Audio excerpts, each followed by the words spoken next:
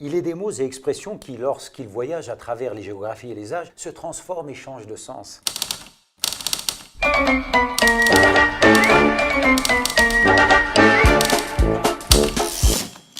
Assalamu alaikum. Il est des mots et expressions qui, lorsqu'ils voyagent à travers les géographies et les âges, se transforment et changent de sens. À l'instar de ce mot français qui a eu la drôle d'idée de s'aventurer dans l'espace aérien algérien. Il a été violemment intercepté, puis séquestré, adopté. Ils lui ont même refilé la nationalité algérienne, au point que c'est devenu le terme le plus célèbre là-bas. J'ai nommé, mesdames et messieurs, le mot normal, en algérien normal. Il s'agit là d'un terme qui peut être qualifié, maintenant qu'il est algérien, de polymorphosémique. C'est-à-dire qu'en fonction de la manière dont il est prononcé, il peut prendre des sens très divers. Il y a la version fataliste, normal. La variante de quoi je me mêle, normal. Et la version non, il a osé, normal. Mais ça marche aussi avec des mots et expressions arabes qui font le voyage dans le sens inverse. Ici, des contrefacteurs, malgré eux, les ont remixés à leur sauce, tant dans la forme que dans le fond. Et dans le domaine du vocabulaire religieux, il y en a qui ont poussé le concept. C'est assez surprenant et pas très orthodoxe. Ça a le son arabe, ça ressemble à de l'arabe, mais ce n'est pas de l'arabe. Voici quelques exemples, histoire d'illustrer. Prenons l'expression « Wallahi al-Azim ». C'est un serment qui veut dire « par Allah le très grand ». Nos faussaires prononcent « Wal-Adim ».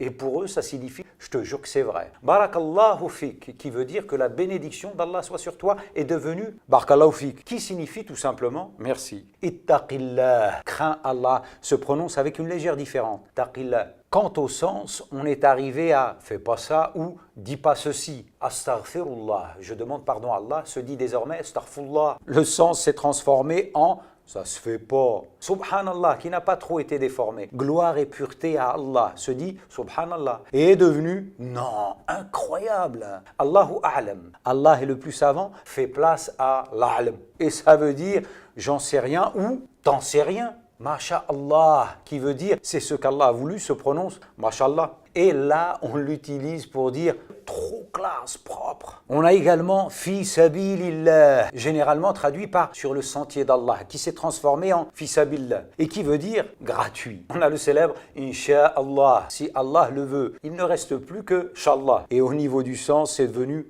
on verra. Il y a aussi le nom moins célèbre, Alhamdulillah. La louange est à Allah. Faut maintenant faire avec Hamdullah, qui veut dire ça va. La liste n'est pas exhaustive, mais elle nous renseigne déjà un peu sur la manière dont ces contrefacteurs perçoivent la religion et la façon dont ils l'interprètent. On est quand même dans du flou, dans de l'approximatif, tout comme le rapport de nombreux musulmans avec Dieu, la religion, les autres et eux-mêmes. Je te propose de finir avec un dialogue où les deux traductions te sont soumises, afin que tu te rendes bien compte de ce que l'arabe est devenu. Regarde en dessous la traduction des contrefacteurs. Ça va?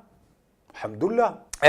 T'as vu ce qu'elle a fait, la sœur? Mashallah. Ouais, en plus, fissabillah. Non. Subhanallah. Ou la adim. Tu crois qu'elle va venir? La alam. Astaghfirullah. Ça fait 1 heure qu'on attend. Moi, je me barre. Taqillah. Et sinon, tu repasses demain? Inch'Allah. Barakallahu fik. Et maintenant, avec la traduction depuis l'arabe classique. Toujours en bas. Ça va? Alhamdulillah. T'as vu ce qu'elle a fait, la sœur? Masha'Allah. Ouais, en plus, fisabilillah. Non, subhanallah. Wallahi al-azim. Tu crois qu'elle va revenir? Allahu a'lam. Astaghfirullah, ça fait 1 heure qu'on attend. Moi, je me barre. Ittaqillah. Et sinon, tu repasses demain? Incha'Allah. Barakallahu fik.